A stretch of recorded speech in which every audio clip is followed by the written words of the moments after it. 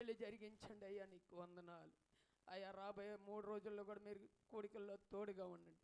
ఉదయ కాలంలోనైనా మా సేవకులను మీరు వాడుకున్నందుకనైనా నీకు వందనాలు. మేలు జరిగించండి. వాక్యం చేత విశ్వాసంతోనైనా ముందుకు వెళ్ళమనైనా అవిశ్వాసంతో కూడిన మాటలు మా బ్రతుకుల్లో ఫలించడానికి సహాయం ఇచ్చేయండి. కృపలతో మేలులతో వర్ధిల్ల చేయండి ప్రభువైన నీకు వందనాలు అయ్యా. వచ్చిన అయ్యా తండ్రి గారిని బట్టి అయ్యగారిని బట్టి దేవానికి స్తోత్రాలు. ఆ అయ్యగారిని కూడా ఈ ఉదయకాలం వాడుకున్నందుకు స్తోత్రాలు ప్రభువా. అయ్యా ఇప్పుడు వాక్యం అందిస్తుండగా నీ సన్నిధి తోడుగా ఉంచండి ప్రభువైన నీకు వందనాలు. వచ్చిన అయ్యగారికి కుటుంబానికి మంచి ఆరోగ్యం దయచేయండి ప్రభువైన నీకు వందనాలయ్యా.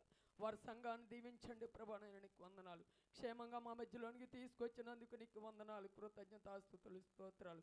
వాక్యం అందించి అయ్యా ఇక్కడ వాక్యం నాయన మేము విన్న వారికి నాయన అయ్యా చెబుతున్న అయ్యగారికి నాయన మేలుకరంగా దీవెనకరంగా మాకు ఉండడానికి సహాయం ఇచ్చేయండి, మేలు జరిగించండి. వచ్చిన అయ్యగారి సంఘాన్ని కూడా మీరు జ్ఞాపకం చేసుకుని ముందుకు నడిపించండి నాయన. వర్ధిల్ల చేయండి, నీ కృపతో మేలులతో వర్ధిల్ల చేయమని అయ్యా. వచ్చిన ప్రతి కుటుంబాన్ని, సేవకుల కుటుంబాలు, మా కుటుంబాలు నీ హస్తాలకు చెప్తున్నావు నాయన నీకు వందనాలు. రావాల్సిన వారిని కూడా ఇంకా త్వరగా నడిపించండి నాయన నీకు వందనాలు అయ్యా. నీకు వందనాలు అయ్యా. ఎన్నో ప్రమాదాలు, ఆటంకాలు, అడ్డబండ్లు ఈ 11 నెలలనైనా జరిగిన వచ్చినప్పటికీ నీ కృపను బట్టి మా ప్రాణాత్మ శరీరాలకు నెమ్మది కలిగజేసావు. ఇంకా మిగతా ఉన్న ఈ యొక్కనైనా మిగతా రోజులు కూడా ఈ సంవత్సరం ఆఖరిలో ఉన్న వాటిలో కూడా మీరు మాకు తోడుగా ఉండి నడిపించి అయ్యా ఇంకా కొన్ని రోజులకు నూతన సంవత్సరంలోకి అడుగు పెడుతుండగా నీ కృపతో దయతో వాటిని కూడా మేము చూచినట్లు మేలు జరిగించమని మహిమా ఘనత ప్రభావాలు నీకే ఆరోపిస్తున్నాయన ప్రార్థన యేసునాథుని పరిశుద్ధ పెట్టి అడిగి పెడుకున్నాం నా ప్రియ పరలోకపు తండ్రి, ఆమేన్.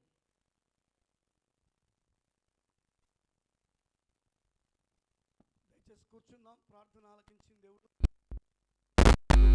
దైవజనులు బాలరాజు గారిని, ఎల్కన్నా గారిని ప్రభు దీవించినట్లు అందరూ చేతుల పైకెత్తి స్తోత్రం చెప్తామా? హల్లెలూయా. ప్రాముఖ్యమైన సమయానికి వచ్చాం. పిల్లలు ఎవరిని అటు ఇటు తిరగనివద్దు. దయచేసి తల్లిదండ్రులుగా కొద్దిసేపు వారిని మన అదుపులో ఉంచుకుందాం. దేవుని మాటలు మనము విన్నాం.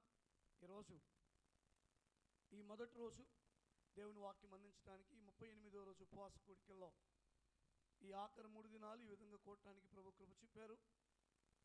దాదాపు ఉదయకాలం నుండి వారికి ఉన్న సంఘాల్లో బిజీగా ఉన్నప్పటికీ కూడా నేను అడగగానే వాటిని అన్నిటినీ తీసుకుని ఈ దినం మన మధ్యలోకి వచ్చిన ప్రియ దైవజనులు, అలాగే నా ప్రియ అన్నయ్య షేక్ జాన్ నామములో వందనాలు తెలియజేస్తున్నాను. అందరం ఒకసారి చప్పట్లు కొట్టి దేవుని మహిమపరుస్తామా? దేవుడు తన దాసుని మన మధ్యలోనికి నడిపించారు. గత 31 సంవత్సరాలుగా మా ఇద్దరి మధ్యలో అనుబంధం ఉంది. ఆ అనుబంధాన్ని ఇంతవరకు కొనసాగిస్తూ ఒకే సంస్థలో ఇరువురము పనిచేయటానికి దేవుడు కృప చూపారు. వారిని బట్టి నేను దేవుని స్తుతిస్తున్నాను. ఆలస్యం చేయకుండా ఈ రాత్రి దేవుడు తన దాసునిలో నుండి నాతో మాట్లాడినట్టు దేవుని వాక్యాన్ని మనం విన్నాం. దైవ సేవకి సమయాన్ని అప్పగిస్తాం.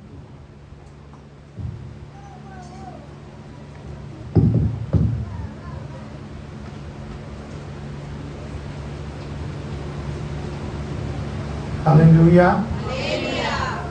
దేవుని నామ స్తోత్రం. ఆహ్వానించిన దైవజనులు విజయ్ గారికి, అమ్మగారికి, వీళ్ళకి మీ అందరికీ వందనాలు. 40 దినాల ఉపవాస ప్రార్థనలు ముగింపులో కూర్చొని అమ్మయ్యా అనుకున్నారా? 3 రోజులు అయిపోయింది. ఇవాళ ఇంటికి అయిపోయింది. ఇంకా 2 రోజుల్లో అయిపోద్ది అని సంతోషించేవాడు స్తోత్రం చెప్పండి. చేతులు లేచి కానీ మంచిదే, చాలా సంతోషం. మాకు కూడా 40 ఉపవాస ప్రార్థనలు జరుగుతున్నాయి. మాకు 31వ తారీఖు వరకు ఉపవాస ప్రార్థనలు ఉన్నాయి. జనవరి 1వ తారీఖుని మేము ఉపవాసాలు ముగించేస్తాం అన్నమాట. ప్రతి సంవత్సరం కూడా మేము అలాగే చేస్తూ ఉంటాం. నవంబర్ 22న ప్రారంభమై జనవరి 1వ తారీఖున భోజనం. ఈ 40 రోజులు భోజనాలు చేయరు. దాదాపు మా సంఘంలో 100 157 మంది 40 రోజులు ఉపవాసం ఉంటారు. 157 మంది ఉంటున్నారు. మాతో కలిసి వాళ్ళు ఉపవాసం ఉంటూ పగలు ప్రార్థన జరుగుద్ది, రాత్రి ప్రార్థన జరుగుద్ది, తెల్లవారుజామున ప్రార్థన జరుగుద్ది. అంటే రోజుకు 3 పూటల దేవుని మందిరంలో దేవుని గడపట దేవుడికి చూపించాడు. మా సంఘంలో ఒక అలవాటు ఏంటంటే ఉపవాసం ఉన్న వాళ్ళందరూ కూడా ఈ 40 రోజులు చర్చిలోనే పడుకోవాలి. రాత్రి వాళ్ళ ఇంటికి వెళ్ళి పడుకోవడానికి లేదు. 40 రోజులు ఉపవాసం వాళ్ళు ఎవరైనా ఉంటే పగులు పనులు డ్యూటీలో వెళ్ళిపోతారు, ఖాళీ గుడ్డలు ప్రార్థిస్తారు. రాత్రికి అందరూ వచ్చేస్తారు. ఆ వచ్చిన వాళ్ళందరూ కూడా ప్రార్థనలో గడిపి దాదాపు 11 ప్రార్థన అయిపోతుంది. ఆ తర్వాత రెస్ట్. మళ్ళీ తెల్లవారుజాము 4 లేస్తాం. అక్కడ ప్రార్థన చేసుకొని ముగించుకొని ఎవరిళ్ళకు అడిగిపోతారు. ఇది ప్రతి సంవత్సరం కూడా దాదాపు 34 సంవత్సరాల నుంచి ఇలాగే జరుగుతుంది ఈ ఉపవాస ప్రార్థన. నా జీవితంలో ఇది 35వసారి 40 రోజులు ఉపవాస ప్రార్థన ఉంటాను. నేను దేవుని నమ్ముకున్న తర్వాత ఇది 35వసారి 40 రోజులు ఉపవాస ప్రార్థన. నేను ఏ సంవత్సరం కూడా మానేయలేదు ఉపవాస ప్రార్థన, మానేయం కూడా. దేవుడు ఊపిరి ఇచ్చినంత కాలం, ఆయన సేవలో కొనసాగినంత కాలం, ఎలాంటి పరిస్థితి వచ్చినా, ఎంత అనారోగ్యం వచ్చినా 40 ప్రార్థన మాత్రం ఉండకపోవటం అనేది జరగదు. దేవునికి స్తోత్రం. హల్లెలూయా. ఉపవాస ప్రార్థన చేసే వాళ్ళలో కొంతమంది ఉపవాసం అంటే చాలామంది ఉసూరు అంటారు. ఉపవాస ప్రార్థన వస్తున్నాయంటే కొంతమంది మొహాలు అలాగ ఉంటాయి, కొంతమంది ఉజ్జీవంగా ఉంటారు. ఉపవాస ప్రార్థన గురించి ఈ 2 రకాలు ఎక్కడైనా ఉంటారు, అన్ని సంఘాల్లో ఉంటారు. ఉపవాసం అంటేనే వేలాడేసి ఉంటారు. మేము ఉండలేము, మా వల్ల కాదు అంటే తినకపోతే చచ్చిపోతామో భయపడి చాలామంది. నేనంటాను ఎక్కువ తింటేనే చచ్చిపోతాను. కాస్త కడుపు మాడిస్తే మంచిది. సహజంగా మానవ జీవితాల్లో వారంలో ఒక రోజు భోజనం చెయ్యొద్దని సామాన్యంగా ప్రజలే అనుకుంటారు. ఎందుకంటే ఈ కొంచెం జీర్ణ వ్యవస్థ బాగుండాలంటే వారంలో ఒక రోజు ఉపవాసం ఉంటే మంచిది అంటారు.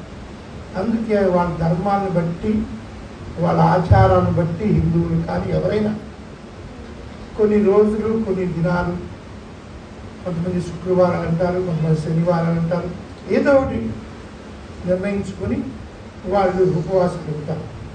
అది ఆరోగ్యానికి మంచిది, చాలా మంచిది. మన క్రైస్తవ జీవితంలో అయితే మనకి చాలా ఉపవాసాలు ఉంటాయి. మనమైతే నేనైతే ప్రతి శనివారం ఉపవాసం ఉంటాను. ప్రతి శనివారం ఉపవాసం ఉంటాను. శనివారం భోజనం చేయి, ఎక్కడున్నా చేయి, ఏ పరిస్థితుల్లో భోజనం చేయి. అలాగే బల్లారాధనకు ముందు 3 రోజులు ఉపవాసం ఉంటాం, అప్పుడు భోజనం చేయం.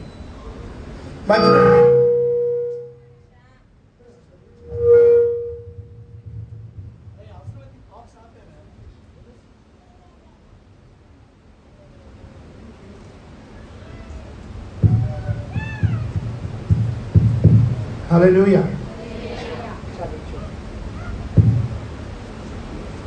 మధ్య మధ్యలో దేవుడు మాట్లాడితే మళ్ళీ వారం రోజులు ఉపవాసం ఉండమంటే మళ్ళీ వారం రోజులు ఉపవాసం,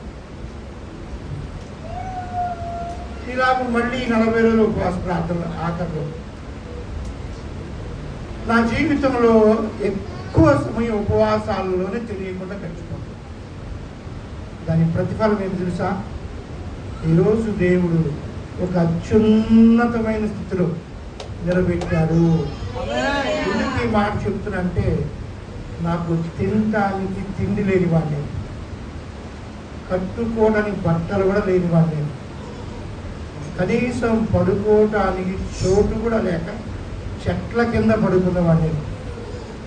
ఒక రకంగా చెప్పాలంటే అందరూ ఉన్నారు కానీ ఎవ్వరు లేని అనాథను. దేవుడు నమ్ముకున్నప్పుడు, నమ్మిన మొదలుకొని ఈ రోజు వరకు దేవుడు ఏం చెప్పినా నేను చేయకుండా లేదు. ఉపవాస విషయంలో అస్సలు అశ్రద్ధగా ఉన్నాను. ఉపవాసం ఉంటే ఆరోగ్యం బాగుంటుంది. ఉపవాసం ఉండే వాళ్ళకు ఆరోగ్యం బాగుంటుంది. చూసుకుంటారు, జీర్ణ వ్యవస్థ చెడిపోదు. ఉపవాసం ఉండే వాళ్ళకు జీర్ణ వ్యవస్థ పాడైపోదు. సైన్స్ కూడా చెప్తుంది, తిండి ఎక్కువ తిని లోడ్ ఎక్కువ పడతా ఉంటే ఈ మిషన్ ఏమైపోద్ది? పాడైపోతుంది. అది పాడైపోతే జబ్బులు వస్తాయి. ఆ జబ్బుల వల్ల హాస్పిటల్ పంపిపోతుంది, డబ్బులు వదిలించుకుంటూ ఉంటారు. మీరు చూడండి, క్రైస్తవుల్లో చాలా తక్కువ మంది జబ్బులు పడతారు. ఎందుకు తెలుసా? ముఖ్యంగా ఉపవాసాలు ఉండేవారు. అందుకే వాళ్ళ జీర్ణ వ్యవస్థ బాగుంటుంది. ఉపవాసం ఉండడం చాలా మంచిది. మీరందరూ 40 రోజులు ఉపవాస ప్రార్థనలు ముగింపులోకి వచ్చారు. అసలు ఎందుకు ఉపవాసం ఉండాలి? అసలు దేనికోసం ఉండాలి ఉపవాసం? మీరెందుకు ఉంటున్నారు ఉపవాసం? అయ్యగారు చెప్పారు 40 రోజులు ఉండాలని. ఉండేవాడు కొంతమంది ఉంటారు. నేనంటాను, ఉపవాసం ఉన్న వాళ్ళ జీవితాల్లో గొప్ప జయం కలుగుతుంది. వాళ్ళు ఓడిపోరు. ఉపవాసం చేసేవాడు వాళ్ళకు ఓటమి రాదు, స్వస్థతలు వస్తాయి, జయాలు వస్తాయి. వాళ్ళ దగ్గర దెయ్యాలు ఉండడానికి కూడా భయపడతాయి. ఉపవాసం ఉండేవాళ్ళంటే దెయ్యం చచ్చేంత భయం. నువ్వు ఉపవాసం మొదలు పెట్టావా, ఒకవేళ నీ ఇంట్లో నీ ఒంట్లో దెయ్యం ఉందనుకో, ఇక అది ఉండదు, వెళ్ళిపోవడానికి ఇష్టపడిపోతుంది. ఉపవాసం అంత గొప్ప కార్యం జరుగుతుంది. ఈరోజు కొన్ని కార్యాలు ఉపవాసం ఉండటం వల్ల జరిగినటువంటి మేళ్ళు, ఉపవాసము ద్వారా కలిగిన లాభాలు, కొన్ని విషయాలు మనం తెలుసుకుందాం. పరిశుద్ధ గ్రంథమైన బైబిల్లో నుండి రాజుల మొదటి గ్రంథం 21వ అధ్యాయం 21వ వచనం మనం చదువుకుందాం. రాజుల మొదటి గ్రంథము 21వ అధ్యాయము 21వ వచనం. అందుకు యెహోవా ఇలాగు సెలవిచ్చెను, నేను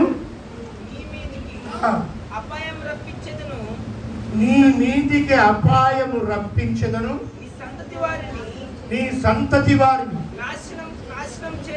నాశనము చేసేదను, అల్పులేమి ఘనులేమి ఇశ్రాయేలు వారిలో ఆహాబు పక్షమున ఎవ్వరునూ లేకుండా పురుషులందరినీ నిర్మూలము చేస్తాను. దేవుడికి స్తోత్రం. ఆహాబు రాజుతో దేవుడు మాట్లాడుతున్నాడు, ప్రవక్త ద్వారా మాట్లాడుతున్నాడు. నిన్ను నాశనం చేస్తా, నీ కుటుంబాల్లో పురుషుడు లేకుండా హతము చేస్తా. అంటే ఆహాబు రాజు యొక్క వంశంలో ఉన్నటువంటి పురుషులందరినీ నాశనం చేస్తా, నిన్ను కూడా నాశనం చేస్తా. దేవుడికి ఇంత కోపం ఎందుకు వచ్చిందో మనందరికీ తెలుసు. ఆహాబు గురించి, ఆహాబు దుర్మార్గుడు, ఇశ్రాయేలుకు రాజే గాని దైవ భయం లేకుండా బతికేవాడు. నాబోతు యొక్క తోటను ఆక్రమించాలని, అది ఆక్రమించుకోవడానికి పన్నాగం పని భార్య ద్వారా అక్రమంగా దాన్ని ఆక్రమించుకోవటానికి నిర్ణయించుకోబడిన రాజువాడు. రాజులు అన్యాయంగా బ్రతకూడదు, రాజులు న్యాయంగా ఉండాలి. ప్రజలను ఏలేవాడు ప్రజల క్షేమం కోరుకోవాలి. కానీ ఈ ఆహాబు దుర్మార్గుడయ్యాడు. అంతేకాదు, నాబోతును చంపించాడు. వీడు హంతకుడు. దేవుని కోపం వచ్చింది, నిన్ను నాశనం చేస్తా, నీ కుటుంబాన్ని నాశనం చేస్తా, నీ వంశంలో పురుషులు లేకుండా హతము చేస్తా. ఎంత కోపం వస్తే దేవుడు ఏలియా ప్రవక్త ద్వారా పలికించాడు. దేవుడు చెప్తే జరగాల్సిందేగా, జరిగిపోతుంది కదా. ఇలాంటి పరిస్థితులు ఎప్పుడైనా ఎవరి జీవితంలోకి వచ్చినా దేవుని ఉగ్రత కానీ, దేవుని కోపం కానీ రగులుకొని నష్టం కానీ, నాశనం కానీ, వినాశనం కానీ ఏదైనా సంభవించబోతుంది అని తెలిసినప్పుడు తీసుకోవాల్సిన మొట్టమొదటి నిర్ణయం ఉపవాస ప్రార్థన. ఉపవాస ప్రార్థన. మీరు 27వ వచనం కానుంచి అదే అధ్యాయంలో 27వ వచనం కానుంచి 29వ వచనం వరకు చదవండి. ఆహాబు ఆ మాటలు విని తన వస్త్రములను చింపుకొని గోనె పట్ట కట్టుకొని ఉపవాసముండి ఏం చేస్తున్నాడు? దేవుని కోపం వచ్చింది, ఉగ్రత దించబోతున్నాడు, వినాశనం కలగబోతుంది అని దేవుడు మాట్లాడిన తర్వాత ఆహాబు రాజయుండి కూడా దుర్మార్గుడే, మంచోడు కాదు. కానీ అలాంటి దుర్మార్గుల్లో కూడా ఉపవాసం ఉండాలి అనేటువంటి పశ్చాత్తాపం వచ్చింది. ఉపవాసం ఉండి గోనె పట్ట మీద పరుండి ఏం చేస్తాడా?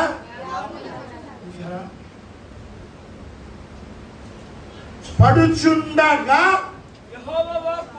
యెహోవా వాక్కు తిష్బీయుడని ఏలియాకు ప్రత్యక్షమై ఇలాగు సెలవిచ్చింది, ఆహాబు నాకు భయపడి వినయముగా ప్రవర్తించుచు నాకు భయపడి అతడు వినయముగా ప్రవర్తించుట చేత ఆ అపాయము అతని కాలమునందు దేవునికి స్తోత్ర. అతని కాలంలో ఎంత కోపంగా మాట్లాడిన దేవుడు, ఎంత భయంకరంగా చెప్పిన దేవుడు. నిన్ను, నీ కుటుంబాన్ని, నీ వంశంలో పురుషులందరినీ సర్వనాశనం చేస్తా అని చెప్పేసి కోపముతో ఉగ్రరూపం దాల్చి మాట్లాడిన దేవుడు ఒక్క ఉపవాస ప్రార్థన ద్వారా హృదయం మార్చుకున్నాడు, మనసు మార్చుకున్నాడు, కోపాన్ని అణిచేసుకున్నాడు, ఉగ్రతను తగ్గించుకున్నాడు, క్షమాపణ ఇవ్వడానికి ఇష్టపడ్డాడు, క్షమించడానికి ఇష్టపడ్డాడు. ఆహాబు, నీ కాలంలో ఈ ఉగ్రత రానివును. ఎందుకంటే నువ్వు భయపడ్డావు. ఉపవాసం ఉంది, భయం ఉన్నోడే ఉపవాసం ఉంటాడు, భయం లేనుడు ఉపవాసం ఉండడు. దైవ భయం ఉన్నవాడే ఉపవాసం ఉంటాడు. దేవునికి భయపడేవాడే నష్టము కలగకూడదని, నాశనం రాకూడదని, వినాశనం రాకూడదని భయపడి ఉపవాసం ఉంటాడు. ఉపవాసం లేడు అంటే దేవునికి భయపడలేదని అర్థం. ఇవాళ కాలంలో చూస్తున్నప్పుడు పరిస్థితులు చూస్తుంటే ఎంత ఘోరంగా ఉన్నాయో, ఇలాంటి దినాల్లో మనం బ్రతుకుతున్నాము. ఇలాంటి దినాల్లో కొంచెమన్నా భయం ఉండాలి మనకు.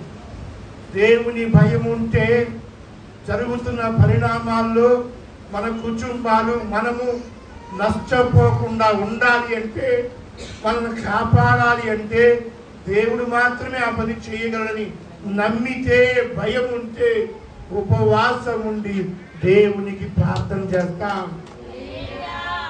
ఉపవాసం లేవు అంటే నీకు దేవుడి భయం లేదు అని అర్థం. మీరేమనుకోబాకండి, నేను ఈ మాట అంటున్నాను. ఆహాబు దుర్మార్గుడే, మంచోడు కాదు, హంతకుడే, దేవుడు కోపం రగిలించిన వాడే, దేవుడు నష్టపరచాలని తీర్మానం చేసేసాడు దేవుడు. కానీ ఆ దేవుని కోపం చల్లారటానికి, దేవుని ఉగ్రత దిగి రాకుండా ఉండటానికి, తన కాలంలో తను క్షేమంగా బ్రతకటానికి ఆ ఆహాబుకు ఉపయోగపడింది ఉపవాస ప్రార్థన. మన కుటుంబాల్లో మనకు కానీ మన పిల్లలకు కానీ కలుగుతున్న నష్టాలు, వస్తున్న బాధలు, ఇవి తొలగిపోవాలంటే దేవునికి భయపడి, ఇవన్నీ వస్తున్నాయి, వీటి నుంచి విడిపించే దేవుడున్నాడు అని భయపడి, అవి రాకుండా ఆయన కాపాడుతాడని తలుచుకొని దేవా అని చెప్పి ఉపవాసం ఉంటే నష్టమా? ఉపవాసం ఉండే నష్టమా? తినకుండా బతకలేమా మనం? ఉపవాసం అనగా తరగతి దించేస్తారు. చాలా చోట్ల వస్తుంది. మా సంఘంలో ప్రతిరోజు ఇద్దరు ఉపవాసం ఉన్నారు. ప్రతిరోజు ఇద్దరు ఉపవాసం. ఆదివారం నిర్ణయించేస్తాం. సోమవారం నుంచి శనివారం వరకు ఉపవాస ప్రార్థన, ఇద్దరు చొప్పున ఉండాలి. ఎవరు ఉంటారు అని అడుగుతాం. వాళ్ళ పేరు చెప్తే ఆ పేర్లు ఫిక్స్ చేస్తాం. కొంతమంది ఎవరు ఉంటారు అడుగుతుంటే అయ్యగారు చూస్తాను చూస్తూ ఉంటారు. ఉపవాస ప్రార్థన తలదించుకొని చేయదు. ఉపవాస ప్రార్థన తల ఎత్తుకునేది, తల దించుకునేది చేసేది ఉపవాసం లేని బ్రతుకు. ఉపవాసం ఉన్న బ్రతుకు తల ఎత్తుకునేది చేస్తారు. ఎందుకు చెప్తున్నాను? నా అనుభవంతో చెప్తున్నా.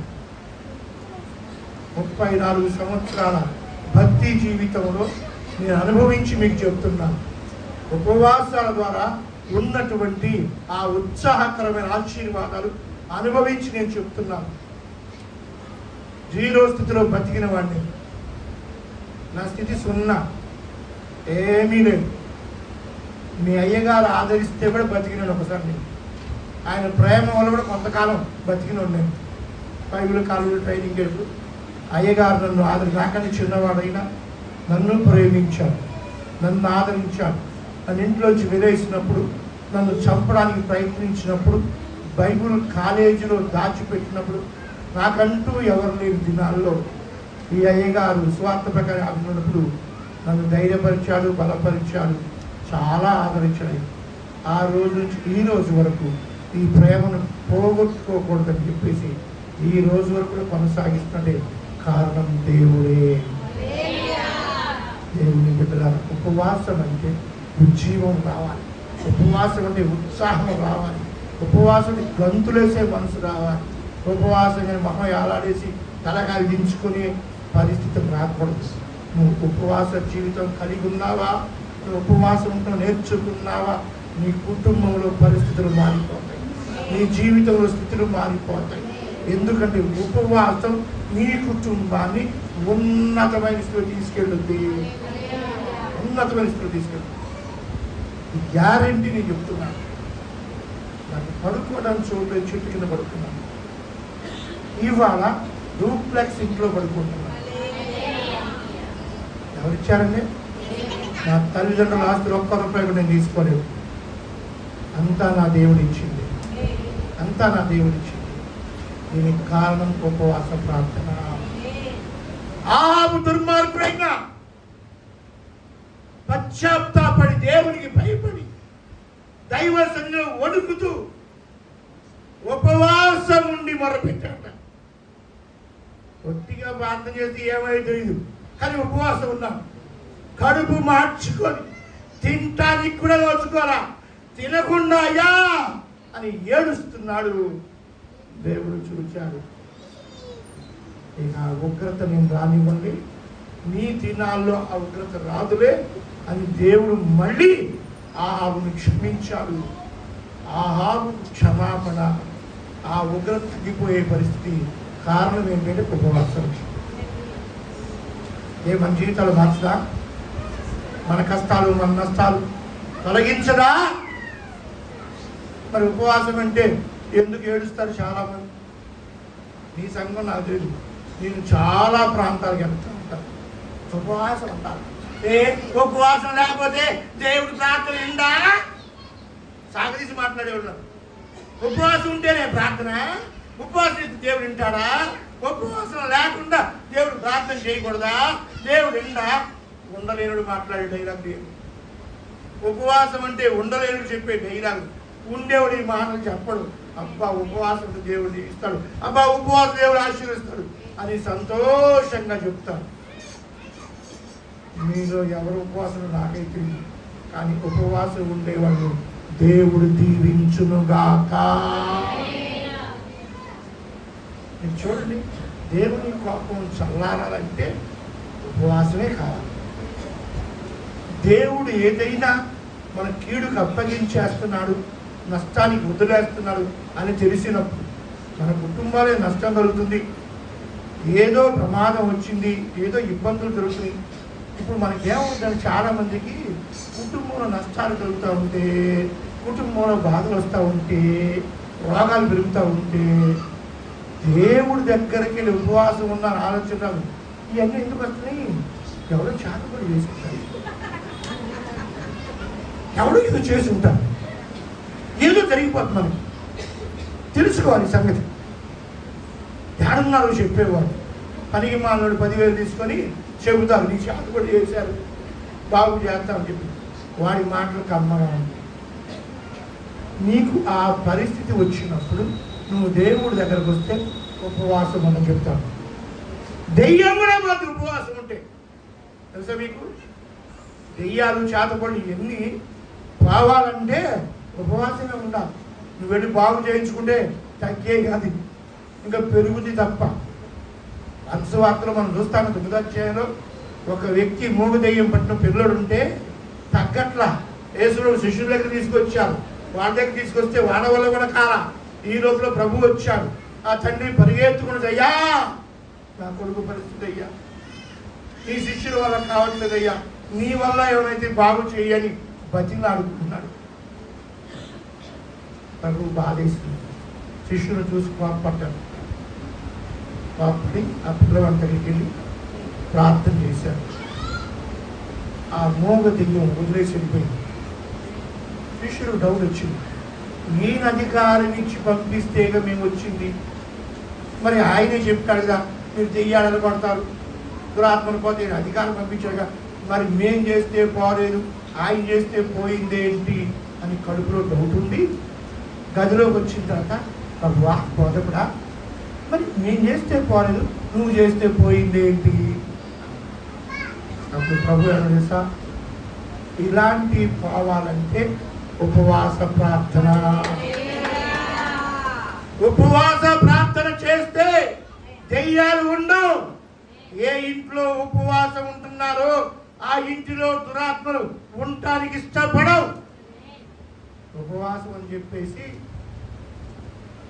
మేము ఉపవాసం ఉన్నాను గారు అని చెప్పి ప్రార్థన అయిన తర్వాత రాత్రి పలావు తిని పడుకునేవాళ్ళు ఒప్పుకుంటారు. మాకు ఒక పాస్టర్ గారు ఉండేవాడు, సంఘంలో ఉపవాస దినాలు ప్రకటించారు. అందరూ ఉపవాసం ఉండి రాత్రి చర్చిలో ప్రార్థన చేస్తున్నారు. ఆయన బైక్ వేసుకొని మంగళగిరి వచ్చి కిచిడీలో ముక్కలేసి వండుతారంట. అది ఇక్కడ స్పెషల్ అంట, నాకే తెలియదు. అక్కడి నుంచి ఇక్కడికి వచ్చి తినేవాడు, తిని వెళ్ళిపోయేవాడు. సంఘం అందరూ ఉపవాసం గుళ్ళో ఎడుతుంటే ఈ పాదిరి గారు పొట్ట కోసం మంగళగిరి వచ్చేవాడు. అక్కడ రోడ్డు పక్కన ఉందంట, మంచిగా కిచిడీలు వండుతారు ఇక్కడ. ఆ కిచిడీలో ముక్కలు ఇంకా బాగుంటాయి అంట. ఆ ముక్కల కోసం, ఆ కిచిడీ కోసం అక్కడ తింటే అందరూ చూస్తారని, ఇక్కడ తింటే ఎవరు చూడరని ఇక్కడికి తినేవాడు. నువ్వు ఎక్కడున్నా దేవుడు ఉంటాడు. నిన్ను దేవుడు చూస్తాడు, మనుషులు కాదు. నువ్వు భయపడాలి మనుషులు కాదు, దేవుడికి. నువ్వు ఉపవాసం ఉండాలి మనుషుల కోసం కాదు, దేవుని దగ్గర ఉపవాసం ఉండాలి. ఆ ఉపవాసం రోజుల్లోనే ఆయన రోజు మంగళగిరి వచ్చి తినేవాడు. ఎవరికి తెలియదు. ఎలా తెలిసింది అంటే అది గ్యాస్ పట్టేసింది. ఉపవాసాల్లో అది గ్యాస్ పట్టేసింది. సహజంగా తినకపోతే గ్యాస్ పట్టుతుంటారు. పాప అయ్యగారు ఉపవాసం ఉన్నాడు, అందుకు గ్యాస్ పట్టింది అందరూ అనుకున్నారు. గ్యాస్ పట్టింది అనుకోవట్లే, ఆయన గుండెకు నొప్పి వచ్చేసింది అనుకున్నాడు. ఆ భయం వేసి వెంటనే వైద్యులు హాస్పిటల్కి వెళ్ళిపోయాడు. ఆ రాత్రి అంతా అమ్ముకు అన్నీ పెట్టి ఐసీలో పెట్టారు. అన్నీ చెక్ చేశారు. మొత్తం చెక్ చేసి బిల్లు 37,000 రూపాయలు వేశారు. 37,000 రూపాయలు వేసి అసలు ఏంటయ్యా గుండెలో ఏమైనా పాడుందంటే ఏమీ లేదండి, గ్యాస్ నొప్పి వచ్చిందండి అన్న డాక్టర్ గారు. 37,000 బిల్లు వేసి సింపుల్గా గ్యాస్ పట్టేసిందంటే ఏమీ లేదు, అలా గుండె బాగానే ఉందన్నాడు. గ్యాస్ ఎందుకు పట్టేసింది అంటే డాక్టర్ గారు అన్నాడు, మసాలాలు ఎక్కువ తిన్నావా అని అడిగారు. పక్కన మేము ఆశ్చర్యపోతున్నాం. ఉపవాసం కదా, మసాలా యాడు ఉంటుంది, ఉండదుగా. అలాంటి ఏమీ లేదండి, మసాలా తిన్న అయ్యారు ఉపవాసాలు ఉన్నారు అని అన్నారు. కాదండి, ఇది మసాలా వల్ల వచ్చింది అన్నాడు డాక్టర్ గారు. మసాలా వచ్చిందంటే ఆయన అడిగాడు, ఏమండి మీరేమైనా మసాలాకు సంబంధించి వరుసగా తింటున్నారా అని అడిగాడు ఆయన. డాక్టర్ గారు చెప్పాలి, చెప్తే ముందులు కట్టిస్తాను బయలుదేసి అప్పుడు ఒప్పుకున్నాను. అప్పుడు మంగళగిరిలో కిచిడీలో కుక్కలు తిన్నా చూసారా. ఉపవాసం ఆస్ట్రేలియా పద్ధతి ఉన్నాయి, విశ్వాసం పద్ధతులు ఉండదు. నేను ఒక్కటే చెప్తున్నా, ఉపవాసం ఉంటే గనక నీకు జయమే, ఉపవాసం ఉంటే విడుదలే, ఉపవాసం ఉంటే కృపే, ఉపవాసం ఉంటే జాలే, ఉపవాసం ఉంటే దయే, ఇవన్నీ నీకు దొరుకుతాయి. మీరు చూడండి, యోనాతో దేవుడు మాట్లాడాడు, నినివే పట్టణస్తుల్ని నాశనం చేయబోతున్నాను, నువ్వు వెళ్ళి చెప్పి రాబో అన్నాడు. నినివే పట్టణస్తులు మంచోడు కదా, చాలా దుర్మార్గులు. నినివే పట్టణస్తులు అందరూ దుర్మార్గులు. వాళ్ళు దొంగలు, వ్యభిచారులు, హంతకులు. అస్సలు వాళ్ళ మధ్యలో ఎవరు ఉండలేదు. యోనాకు తెలిసి వాడు చండాలు పోడని, వాళ్ళు చెప్పిన వినరని తెలిసి భయమేసి ఆ నినివేకి వెళ్ళడానికి ఇష్టపడకుండా మానేసి ఇంకో దిక్కు పోవాలి. ఇంకో వాడు ఎక్కితే దేవుడు ఏం చేశాడు, మీకు అందరు సండే స్కూల్ కదా, అందుకే పూర్తిగా చెప్పండి. మొత్తానికి ఎట్టొకటి చేప కడుగులో పంపించేసి మొత్తం నినివేలో పంపించిన తర్వాత నినివేలోకి వెళ్ళి ప్రకటించాడు. దేవుడు కోపం వచ్చిందంట, ఈ పట్టణం నాశనం చేయమని చెప్పాడు, వెళ్ళి చెప్పి రమ్మన్నాడు, నేను చెబుతున్నాను మీరు జాగ్రత్త అని చెప్పేసి ఈయన చెప్పాలని చెప్పేశాడు. అంటే నినివే పట్టణాన్ని నాశనం చేయబోతున్నాడు. అంత కోపం దేవుడికి వచ్చింది. ఎప్పుడైనా నష్టం కలుగుతుంది అనుకుని తెలిస్తే కనుక మన జీవితాల్లో కూడా, మన కుటుంబాల్లో కూడా ఏదైనా సరే నష్టము అనేది జరుగుతుంది, జరగబోతుంది అని తెలిస్తే, క్రైస్తవుడైతే, క్రీస్తు నమ్మిన వాడైతే, దేవునిపై ఆధారపడిన వాడైతే, దైవ భయము కలిగిన వాడైతే చెయ్యవలసింది ఉపవాస ప్రార్థన. నినివే పట్టణస్తులందరూ ఏం చేశారంట? 5వ వచనం చదవండి.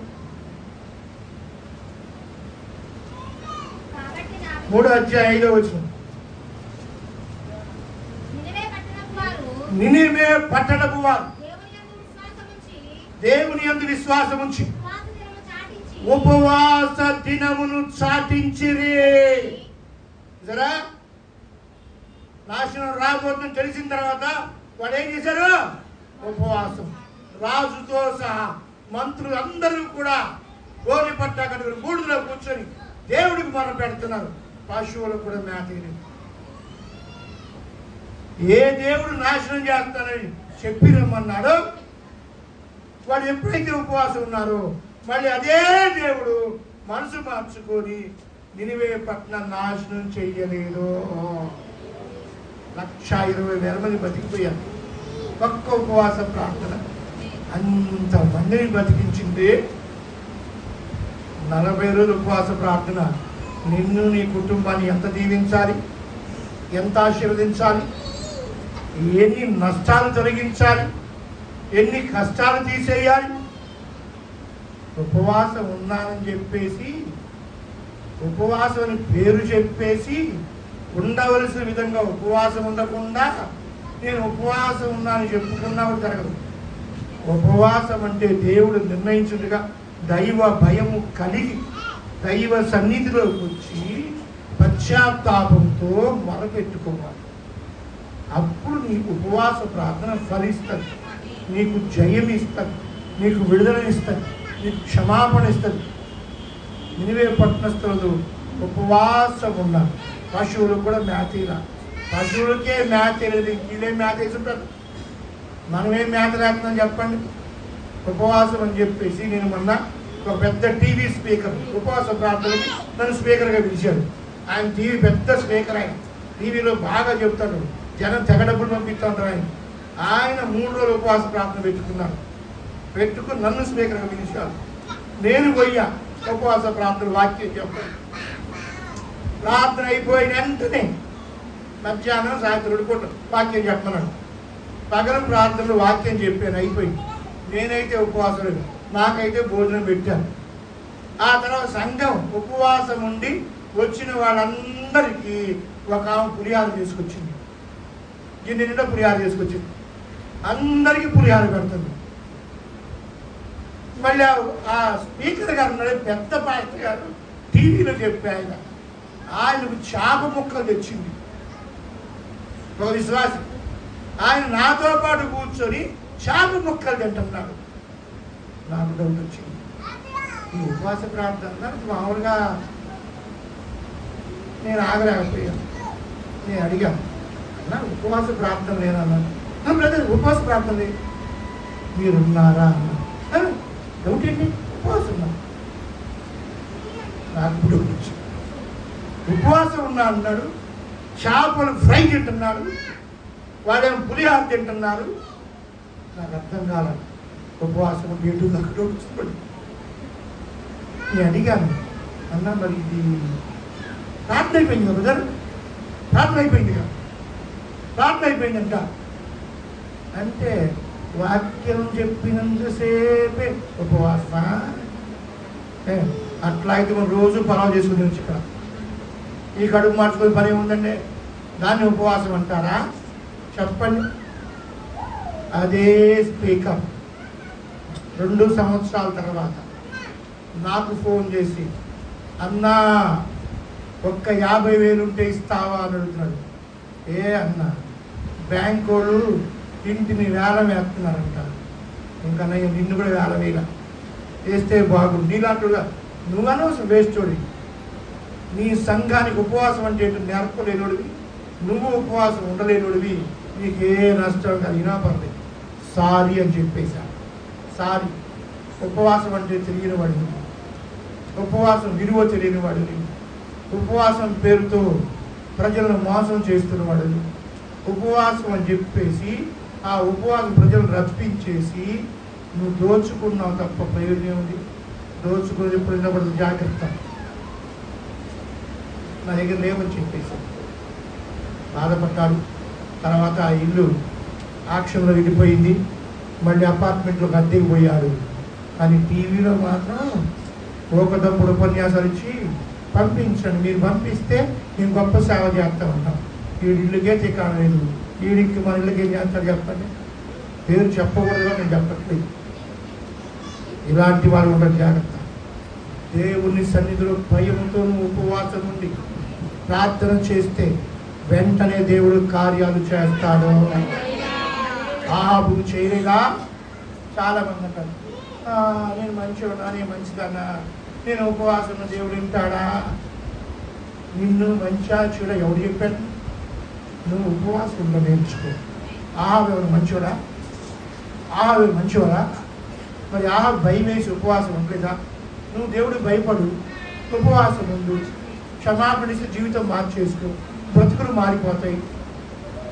నీతిమంతుడు లేడు, ఒక్కడు లేడు, అందరూ పాపం చేసిన వాళ్ళే. కొంతమంది అయ్యా నేను చెత్తనయ్యా, నేను పొత్తునయ్యా, నేను దుమ్మునయ్యా, నేను దూడినయ్యా, నేను పేడనయ్యా, నేను పెంటనయ్యా.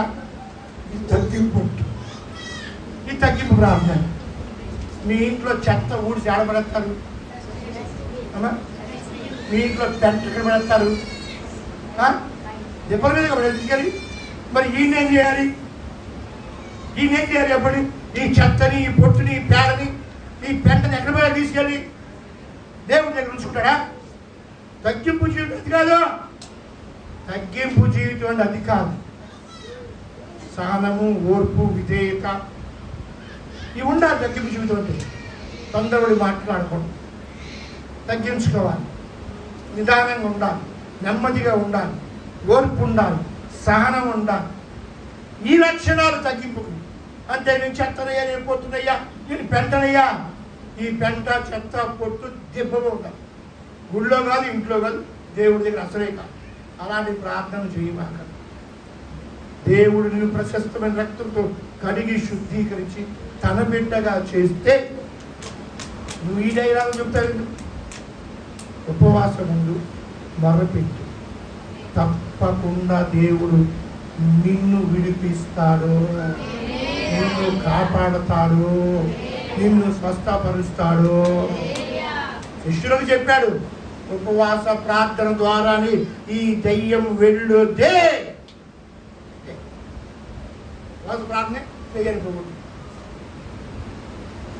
మీరు ఉపవాసం లేకుండా చెప్పబోతే అంటే మన ఇంట్లో, మన ఒంట్లో ఉన్న దెయ్యాలు, చేతబడులు ఇవన్నీ పోవాలంటే బాగు చేసేవాడి దగ్గరికి వెళ్తే బాగో.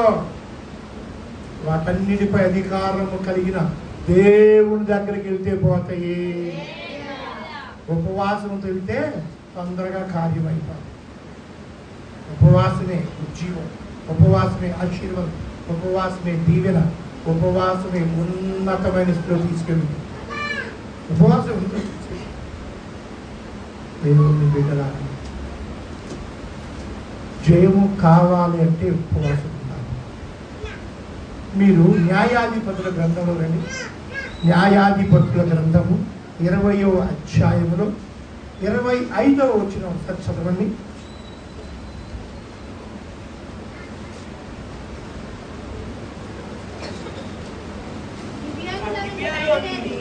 న్యాయాధిపతుల గ్రంథము 20వ అధ్యాయము 25వ వచనం.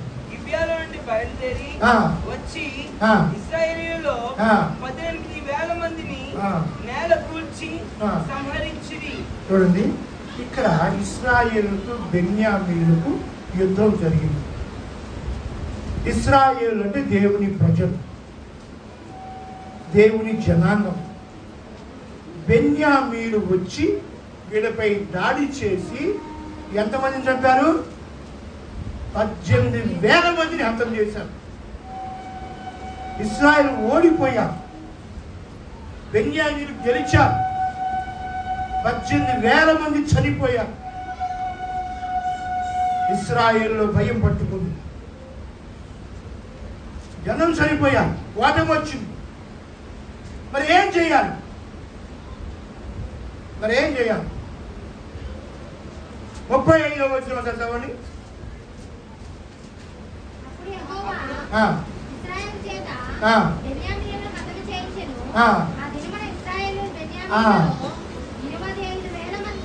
చూడండి, అక్కడ 18,000 మంది ఇశ్రాయేలు చనిపోయారు. ఇక్కడికి వచ్చేసరికి 35వ వచనం దగ్గరకు వచ్చేసరికి బెన్యామీను తిరిగి మళ్ళా యుద్ధంలో వస్తే ఇశ్రాయేలు వాళ్ళని చంపేశారు. 25,100 మంది చనిపోయారు బెన్యామీను. దీనికి కారణం ఏంటి? అక్కడ యుద్ధంలో ఓడిపోయి 18,000 మంది చనిపోయారు. ఇక్కడ ఈ యుద్ధములో అదే అధ్యాయంలో మనం చూస్తే మళ్ళీ రెండోసారి యుద్ధము జరిగినప్పుడు ఇక ఇశ్రాయేలు చనిపోలా, బెన్యామీను చనిపోయారు. 25,100. వాళ్ళు చంపింది 18,000. ఇశ్రాయేలులో 25,000 మందిని 7,100 ఎక్కువ మంది చంపారు. దీనికి కారణం ఏంటి? అక్కడ ఉంది చదవండి. వాళ్ళు ఏం చేశారంట? ఏం చేశారని రాసింది అక్కడ అమ్మా. ఏం చేశారు? 26వ వచనం కానుంచి అప్పుడు ఇశ్రాయేలీయులందరూ జనులందరూ పోయి బేతేలును ప్రవేశించి ఏడ్చుచు సాయంకాలం వరకు అక్కడ యెహోవా సన్నిధిని కూర్చుండి ఉపవాసముండి హల్లెలూయా. ఉపవాసం లేకుండా యుద్ధములోకి వెళ్ళటం వల్ల 18,000 మంది చనిపోయారు. ఇప్పుడు ఉపవాసం ఉండి యుద్ధానికి వెళ్ళారు. ఉపవాసం ఉండి యుద్ధానికి వెళ్తే శత్రువులు 25,000 మంది పైన చంపేశారు. అదే సైన్యం కదా, అదే ఇశ్రాయేలుగా. ఒక్కసారి ఇంత మార్పు వచ్చేసిందేంటి? ఓడిపోయినోడు హతమైపోయారు కదా. మరి హతమైపోయి ఓడిపోయిన జనాంగం భయంతో పారిపోరు కదా. మళ్ళా తిరిగి యుద్ధానికి వెళ్ళగలిగారంటే ధైర్యం ఎక్కడిది? వెళ్ళిన వాళ్ళు మళ్ళీ జయం పొందారంటే కారణం ఏంటంటే వారు ఉపవాసం ఉన్నారు. చూసారా? ఓటమిలో ఉపవాసం ఉంటే ఓటమి కాస్త జయంగా మారుతుంది. నువ్వు కృంగిపోయే టైంలో, కుమిలిపోయే టైంలో, నష్టం కలిగే సమయంలో నువ్వు ఉపవాసం ఉంటే కనుక నువ్వు కృంగిపోవు, కుమిలిపోవు, నష్టపోవు.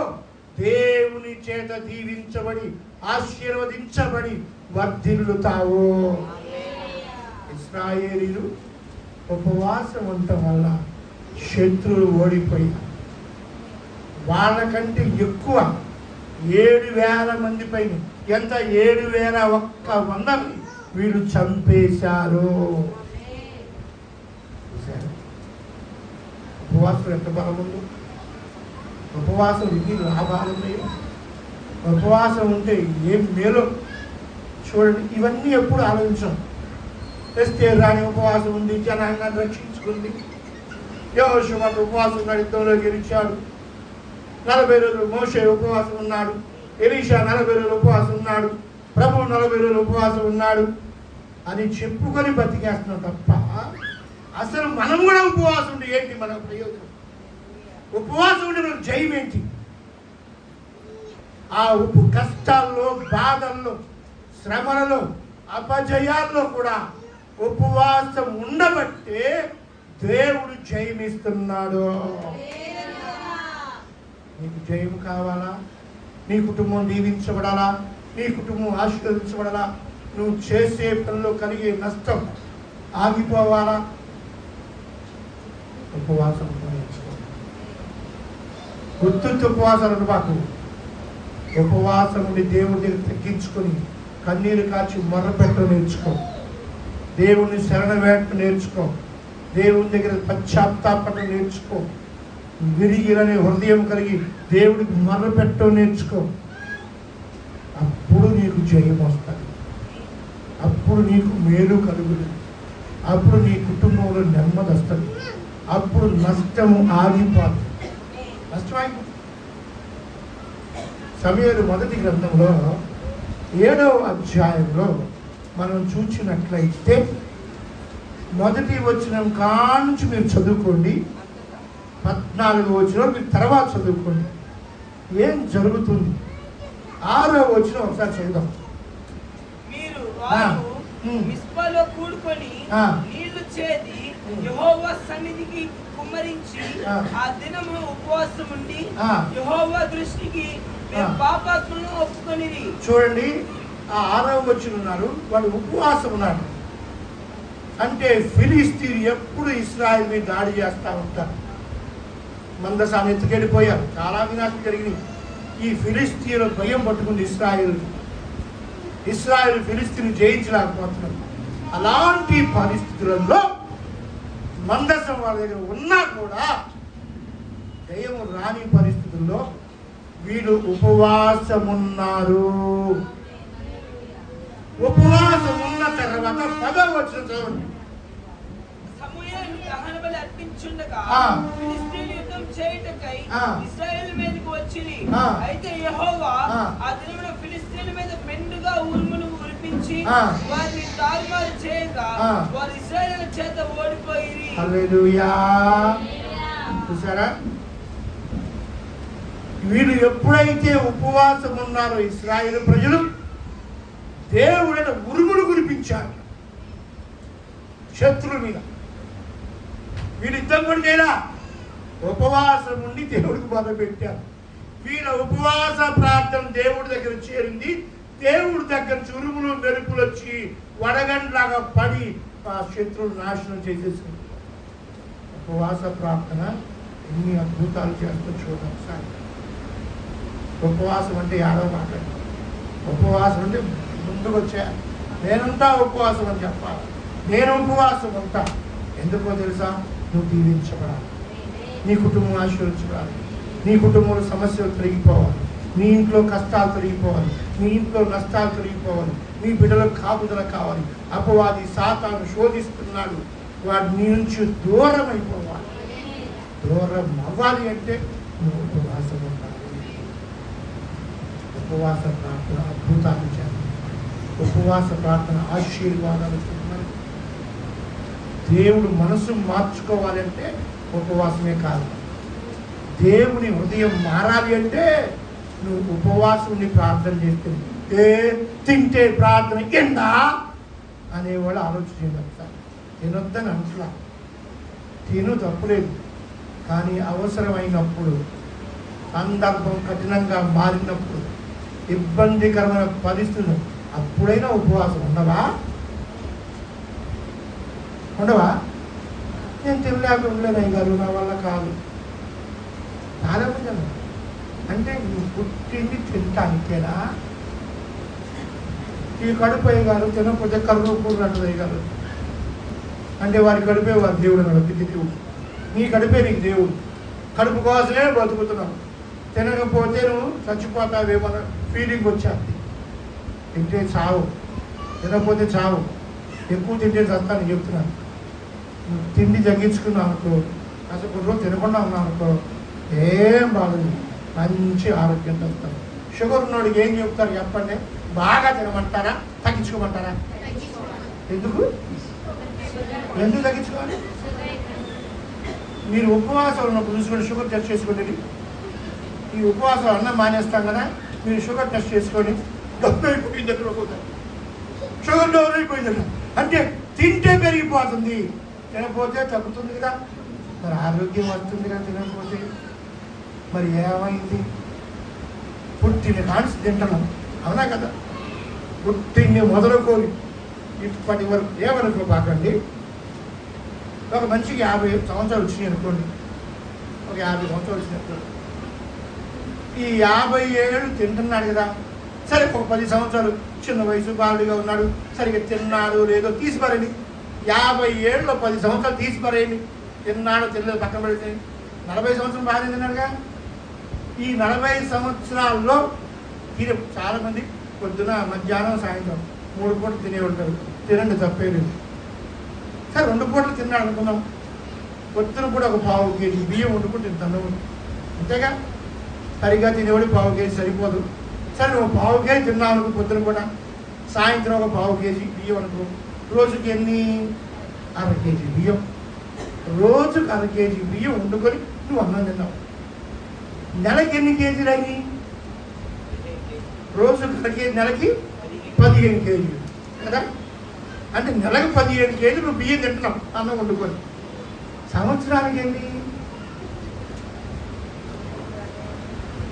12-15 ఎంత? 12-15 ఎంత? 180 కదా. అంటే 180 కేజీల బియ్యం నువ్వు సంవత్సరానికి అన్నం వండుకొని తింటున్నావు. సరే నేను తినలేదు దగ్గర ఒకసారి బాగా ఒక 30 ఏళ్ళు తీసి పారేసాయి, 150 కేజీలు గ్యారెంటీగా తింటాం. 150 బస్తాన్నర, సంవత్సరానికి బస్తాన్నర బియ్యం వండుకొని నువ్వు తిన్నావు. 40 సంవత్సరానికి 60 బస్తాలు కదా, ఉన్నా కదా. దేవుడు. ఆ బియ్యాన్ని అన్నం వండి వార్చండి. ఇక్కడ ఎంత పెద్ద రాసి అయిపోతుంది. అంత తిన్నావు కదా, నాగా వద్దు అండు. మీరు ఎప్పుడైనా చూడండి, అన్నం పెడుతుంటే వద్దండి, చాలు చాలు చాలు చాలు వద్దు పెట్టి తర్వాత మరి కావాలి, చాలు చాలు చాలు అంటే నువ్వు సంవత్సరానికి బస్తన్నర బియ్యం తింటే 40 సంవత్సరాలకి 60 బస్తాలు తింటే వట్టి బియ్యమైనా దాంట్లోకి చికెను, మటను, గుడ్లు, చేపలు, కాకరకాయలు, బీరకాయలు, దొండకాయలు, వంకాయలు, ఎంత చెత్త, చింతపండు, పప్పు, ఉప్పు నేనేవా. మరి అది కాదన్నట్టుగా పొద్దున్న లేవగానే బెడ్ కాఫీ, బెడ్ టీలు అవునా కదా. మరి బ్రేక్ఫాస్ట్ ఇడ్లీ, దోశ, పూరి, చపాతి ఇన్ని తిన్నావు కదా. నేను కనుక ఈ 50 సంవత్సరాలు 40 సంవత్సరాలు తిన్న తిండి మొత్తం అయితే ఈ చర్చి నిండిపోతుంది. మొత్తం లెక్క పెడితే ఎంత తిండి తిన్నాడికి తృప్తి లేదో. ఉపవాసం ఒక 40 రోజులు ఉండరా అంటే నా వల్ల కాదు. సంవత్సరం 365 రోజులు, 365 రోజులు 325 రోజులు నీ తిండికి ఇచ్చి 40 రోజులు ఉండంటే ఆ 40 కూడా ఇవ్వను, ఆ 40 కూడా నా పొట్టికి ఇవ్వాలి. మరి ఇంత అంటాడు సావకు పొట్టుతారా చెప్పండి. రోగాలు వచ్చి సావర మరి పెద్దోళ్ళు అంటారు. పెద్దోళ్ళండి కొంచెం కడుపు మాడుతూ ఉండాలంట, పేగు మాడాలంట. పెద్దోళ్ళు కొంచెం చెప్తారు, పెద్దోళ్ళ మాట సర్దిపడతారే. వాళ్ళు ఏమంటారు తెలుసా, అర్ధాకలి ఆయుష్ని పెంచును. పొట్ట నిండా పీకల దాకా తినేవాడికి జబ్బులు వచ్చును, లిమిట్గా తినేవాడికి ఆరోగ్యం ఉండును అని చెప్పారు. మాట్లాడే ఉపవాసం ఉంటే నీకు ఆరోగ్యం ఉందే. ఉపవాసం దేవుని ఉగ్రతను తప్పిస్తే, దేవుని వినాశనం రాకుండా కాపాడుతుంది, అపవాదిని జయించడానికి ఉపయోగపడుతుంది. అందుకే యోవేలు ప్రవక్త ద్వారా దేవుడు మాట్లాడతాడు. 2వ అధ్యాయంలో 12వ వచనం ఒక్కసారి మనం చదువుకుందాం. యోవేలు గ్రంథం 2వ అధ్యాయం 12వ వచనం. హలో దేవుని పిల్లలారా, ఒకవేళ ఉపవాసం అంటే ఉండని వాళ్ళు ఎవరి నుండి వాళ్ళు చెప్పండి. ఇప్పుడైనను ఉపవాసం ఉండి, నాకు వినపడలా, గట్టి కావాలి, కన్నీరు విడుచుచు దుఃఖించుచు మనఃపూర్వకముగా తిరిగి నా యొద్దకు రండి. ఇదే యెహోవా వాక్కు. మీ దేవుడైన యెహోవా కరుణా వాత్సల్యము కలిగిన వాడు, శాంతమూర్తియు, అత్యంత కృపగలవాడై ఉండి తాను చేయ ఉద్దేశించిన కీడు చేయక పశ్చాత్తాపపడి కనుక. తర్వాత మీరు చదువుకోండి.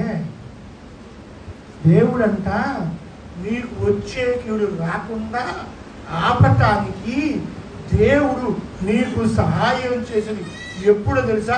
నువ్వు ఉపవాసం ఉన్నప్పుడు. ఎప్పుడైనా ఉపవాసం నేర్చుకో. దేవుడు స్పష్టంగా చెప్తున్నాడు, ఎప్పుడైనా ఉపవాసం నేర్చుకో. ఈ ఉపవాసం నీ జీవితాన్ని మార్చేస్తుంది, నీ పరిస్థితులు మార్చేస్తుంది, నీ స్థితిని మార్చేస్తుంది. లేని స్థితిలో ఉంచి, అడుగంటిపోయిన స్థితిలో ఉంచి ఆశీర్వాదంతో నింపి ఉన్నతమైన స్థితిలో తీసుకెళ్తుంది. నా సంఘం ఎలా పెరిగిందో తెలుసా? నాకు 4 విశ్వాసం, 4. ఆ 4 విశ్వాసులు ఉన్నప్పుడే 40 రోజుల ఉపవాస ప్రార్థన మొదలుపెట్టాను. 4 విశ్వాసంతో 40 రోజుల ఉపవాస ప్రార్థన మొదలుపెట్టా. 40 రోజుల ఉపవాస ప్రార్థనలో ఒక తీర్మానం ఏం తెలుసా? ఫస్ట్ ఉపవాస ప్రార్థనలో మేము చేసుకున్న తీర్మానం ఏంటంటే, ప్రభువా 40 రోజులు ఉపవాసం ఉండి ప్రార్థన చేస్తున్నాం, రోజుకొక ఆత్మ చొప్పున 40 రోజులకి 40 మంది బాప్తీసం పొందాలి. ఇది తీర్మానం. ఉంది నలుగురే, ఆ ఊరంతా అన్యులే, దేవుడు అంటే నమ్మని వాళ్ళు, ఇక్కడికి ఎందుకు వచ్చారా, ఎవడున్నాడరా అని తిట్టినోడు. వాళ్ళు ఇప్పుడు 40 మంది రక్షణ పొందాలి. ఈ 40 ఉపవాస ప్రార్థన, 40 రోజులు ఇదే ప్రార్థన దేవుడికి మొరపెట్టేవాడు. ఎంత ఆశ్చర్యకరుడు తెలుసా దేవుడు. ఆ 40 ఉపవాస ప్రార్థనలో 47 మంది బాప్తిజం పొందారు. దాదాపు 15 సంవత్సరాలు అట్లా ప్రార్థన చేసి 15 సంవత్సరాలు. ప్రతి సంవత్సరం 40 ఉపవాసాన్ని 40 మందికి తగ్గకూడదు. బాప్తిజం 40 మంది పైనే ఉండాలి. 40 మంది బాప్తిజం పొందాలి. ఇదే నిర్ణయం, అలాగే ప్రార్థన, అలాగే దేవుడు మొరపెట్టేవాడు. దేవుని బిడ్డలారా, ఏ సంవత్సరం కూడా 40కి ఒక్కళ్ళు కూడా తగ్గర. 42 అయ్యారు, 43 అయ్యారు, ఒకసారి 56 మంది కూడా అయ్యారు. అలాగూ ప్రతి సంవత్సరం 40 మంది చొప్పున బాప్తీసాలు ఇస్తూ మధ్య మధ్యలో ఒకరిద్దరు మనం తీసుకునేవాడు. కానీ ఉపవాసాలు అయిపోయిన తర్వాత ఆఖరి రోజు 31వ తారీఖు డిసెంబర్ 31న బాప్తీసాలు ఇస్తాం. ఆ బాప్తీసాలకి ఇశ్రాయేలు ప్రజలు అరణ్యంలో యాత్ర చేసినట్టుగా మేము కృష్ణా నది పాటలు పాడుకుంటా పోతాం. తప్పట్లు కొడుకు, పప్పులు కొడుకు పాటలు పాడుకుంటాం. అక్కడ 40 మంది తగ్గకూడదు. అలాగూ దేవుడు 15 సంవత్సరాలు 40 మంది చొప్పున బాప్తీసాలు ఇచ్చారు. ఈ దేవుని కృప వల్ల అందుకే సంఘం 1000 మంది దాటిపోయారు. ఉపవాసమే, ఉపవాస ప్రార్థన గారి కాలం. నా బలము, నా తెలివి కాదు, నా బోధ కాదు, నా భక్తి కూడా కాదు.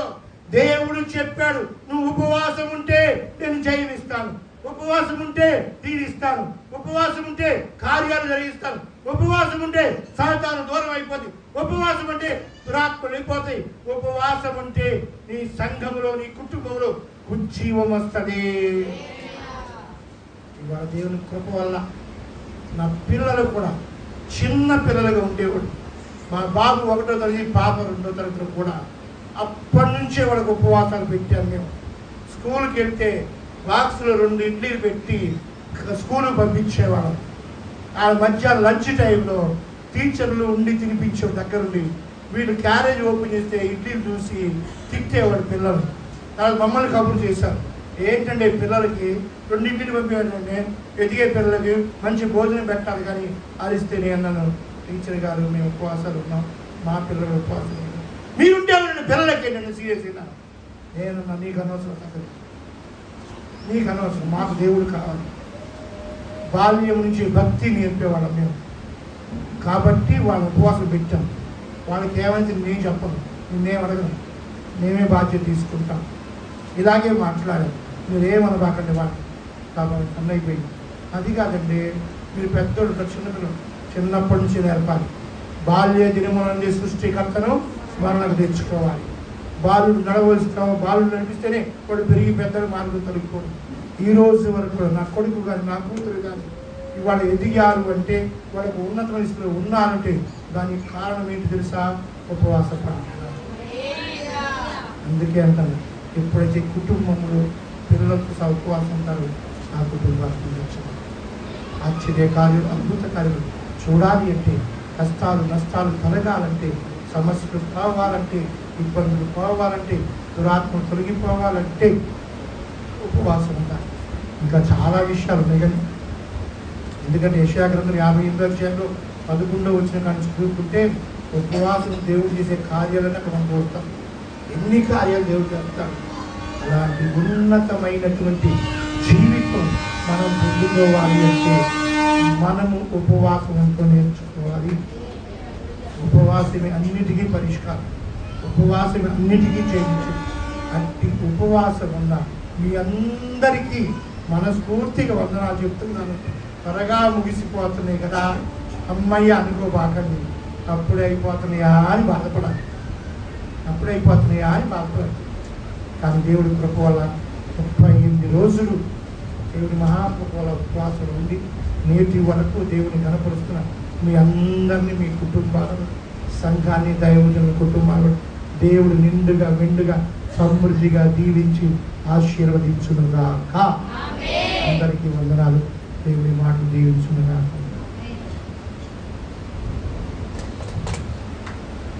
వర్తమానం అందించిన దాసుని దేవుడు ఇంకా బలపరిచి కింద వాడుకున్నట్టు చేతులు పైకెత్తి దేవుడికి స్తోత్రం చెప్తావా? ఈ రాత్రి ఒక ప్రసంగంగా కాక ప్రాక్టికల్గా ప్రయోగాత్మక మనం ఉపవాసం ఉండటం వలన ప్రయోజనాలు కదా. ఏమన్నారు? మొదటికి ఏం జరుగుతుందంట? కీడు నుండి తప్పించబడటం. రెండోది చెప్పండి. ఉపవాసం ఉండటం వలన పోరాటాల్లో చేయగలుగుతుంది. ఉపవాసం ఉండటం వలన దేవుని చిత్తాన్ని నెరవేర్చడం. మారు మనసు రక్షణార్థం దేవుడు మనకిస్తాడు. గుర్తుపెట్టుకోండి. డాక్టర్ దగ్గరికి వెళ్ళినా డాక్టర్లు ఏం చెప్తారు? కొంచెం లైట్గా తినండి, ఇంతే తినండి, ఇంత మోతాదే తినండి అంటారు కదా. ఈరోజు ప్రతి సంవత్సరం మనం కూడా నవంబర్ 21 నుంచి డిసెంబర్ 31 వరకు పెట్టేవాళ్ళం. ప్రతి సంవత్సరం నేను ఈ ఊరు వచ్చినప్పటి నుండి 99 నుండి అలాగే పెట్టాను. మా ఇద్దరు పెళ్ళైనప్పటి నుండి కూడా మేము ఇద్దరం అలాగే ఉంటున్నాం. మాతో పాటు మీరు కూడా ఉంటున్నారు.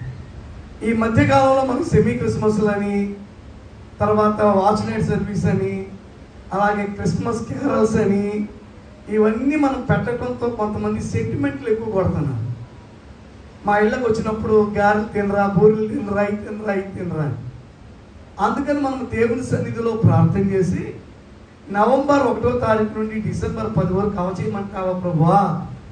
ఆ తర్వాత 20 రోజులు మరి ఇళ్ళమ్మడి తిరిగినప్పుడు ఏమి ఇబ్బంది లేకుండా అడిగితే ప్రభు దర్శనంలో టిక్కు కొట్టారు కాబట్టి మనం ముందుకు జరిగాం. గుర్తుపెట్టుకోండి. అర్థమైందా? కానీ మా బ్రతుకంతా జీవితాంతం ఇప్పటికి దాదాపు 18 సంవత్సరాల నుండి సోమవారం నుండి శుక్రవారం వరకు రాత్రులు నేను తినాం. మేము మీలో ఎవరైనా పగల కుదరదు రాత్రి తినాలంటే పగల ఉపవాసం ఉంటున్నాం. ఎందుకు? ఇవ్వబడిన 5 సంఘాల కొరకు 5 రోజులు నిర్ణయించుకున్నాం. దేవుడు ఏమాత్రం నా సైజు తగ్గట్లా కదా. ఇంకా రోజు రోజుకి పెరుగుతానే ఉంది తప్ప. నేను ఎరిగిన దైవచనులు జాన్ పాస్టర్ గారు. నిజం చెప్తున్నాను. నేను పాస్టర్ ఫిన్నీ శామ్యుల్ గారు, అశోక్ జాన్ గారు అని గాడ్స్ టీవీ చైర్మన్ గారు, ఆయన డానియల్ గారని మచిలీపట్నంలో పరంజ్యోతి గారు అల్లుడు, మేము 5గురం ఒక టీం. 3 సంవత్సరాలు ఇటార్సీలు, అన్నయ్య 2 సంవత్సరాలే చదివారు అక్కడ పరిస్థితులను బట్టి.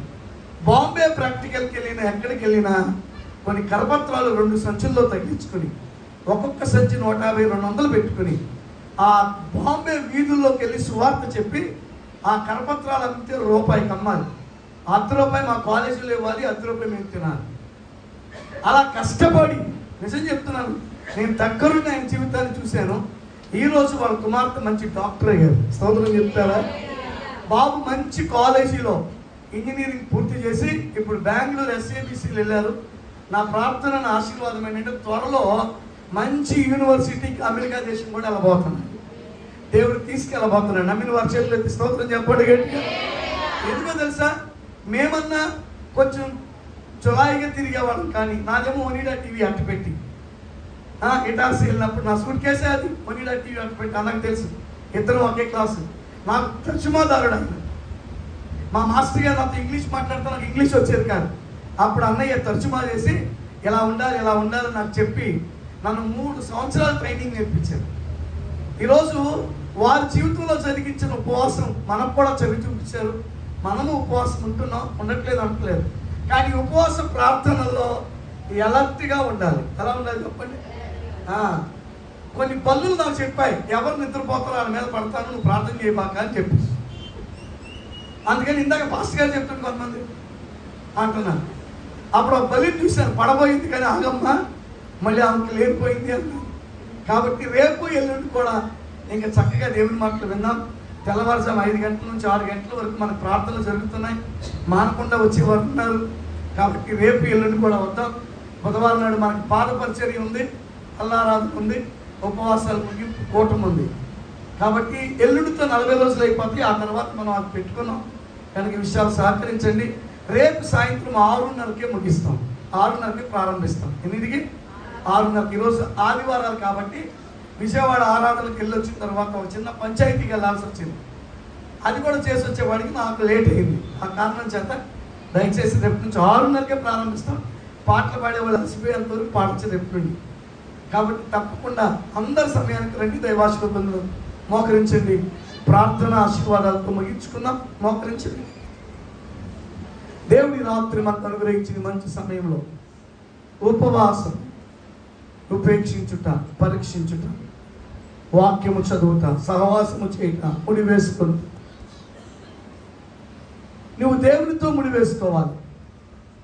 దేవుణ్ణి అడగాలి, నా పట్ల కార్యము చేయి. దానియేలు ఉపవాసం ఉండి ప్రార్థించాడు, చేయకపోలేదు. ఎల్లుండి జరిగే బాప్తిసాల్లో కూడా దేవా కొంతమంది ఆత్మ రక్షణ పొందారు,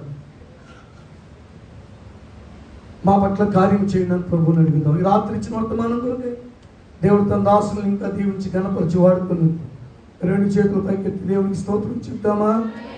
హల్లెలూయా, హల్లెలూయా, హల్లెలూయా.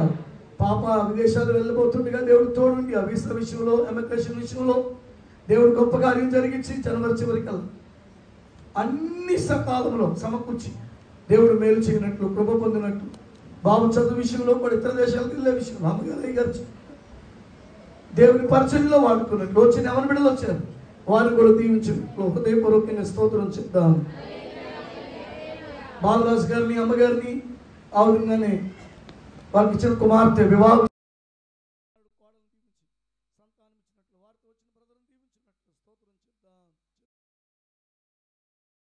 మమ్మల్నిగా ప్రేమించి మా పరమ తండ్రిని పరిశుద్ధ బాధను స్తోత్రం. మీ దాసులు ఈ రాత్రి అలసిపోయినప్పటికీ మాకు సమయం ఇచ్చి వచ్చారు. నీ కృపే, నీ ప్రేమే, నీ వాత్సల్యతే దీవించబడును గాక. ఈ రాత్రి ఇక్కడికి వచ్చి వెళ్ళి ద్వారా వారికి గొప్ప మేలు జరుగును గాక అని అడుగుతుంది. ఆశీర్వదించండి, వర్ధిల్లా చేయండి, విశాలత ఇవ్వండి. ఇప్పుడున్న మందిరం స్థలం సరిపోవట్లేదు. యేసు నామములో 5 ఎకరాలు ఇవ్వండి నాయన.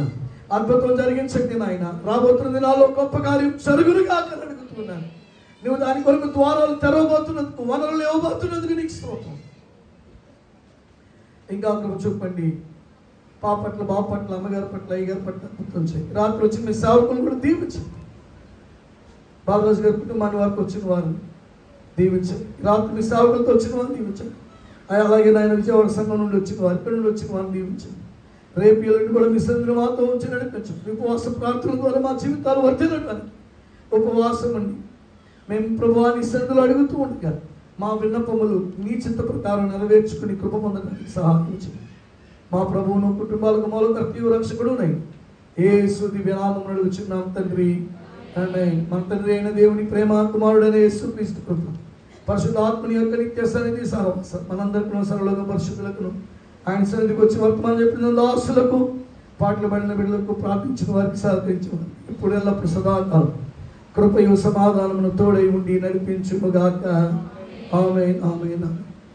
అందరికీ వందనాలు. రేపు తెల్లవారుజామున 5 గంటలకు ప్రార్థన ఉంటుంది. మళ్ళీ రేపు సాయంత్రం 6:30కి ప్రార్థన ఉంటుంది. క్వైర్ వారు 6ంటికి వస్తే కాసేపు ప్రార్థనలో గడుపుదాం. ఆ తర్వాత పాటలు మనం పాడదాం. Thank you. ప్రభు మిమ్మల్ని దీవించుగాక.